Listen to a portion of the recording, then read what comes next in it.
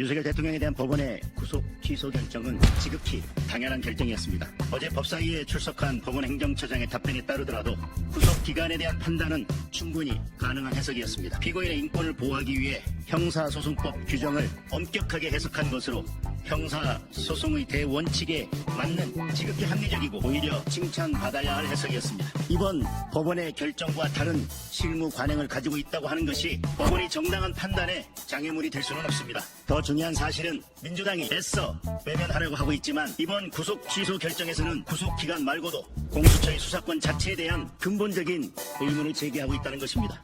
수사권에 문제가 있다면 대통령을 석방하지 않고 시간을 끌면 끌수록 불법 구금 기간이 길어지기 때문에 석방된 상태에서 형사재판을 진행하는 것이 맞다는 판단까지 포함되어 있는 것입니다. 어제 법사위에서 법무부 장관 직무대행이 법원의 결정을 수용하기 어렵다고 한 것도 구속 기간에 대한 판단 부분을 문제 삼은 것이지 공수처의 수사권에 대한 판단 부분에 대한 문제 제기가 아니었습니다. 여러모로 법원의 구속 취소 결정은 나무랄 사정이 전혀 없고 지극히 당연한 결정이라는 것을 다시 말씀드립니다. 특히 검찰이 구속 취소에 대해 즉시 항고를 하지 않은 것은 즉시 항고가 위헌성이 매우 높기 때문이었습니다. 그래서 즉시 항고를 포기한다고 명확한 입장을 밝히고 그에 따라 대통령을 석방한 것이었습니다. 그리고 즉시 항고가 위헌성이 매우 높다는 점에 대해서는 법원 행정처장도 공감한다는 의견을 명확히 밝혔습니다. 그럼에도 불구하고 법원 행정처장이 어제 민주당 의원들의 압박에 못 이겨 구속 취소 결정에 대하여 상급심의 판단이 필요하다고 답변한 것은 유감스럽습니다. 이는 검찰로 하여금 위헌적인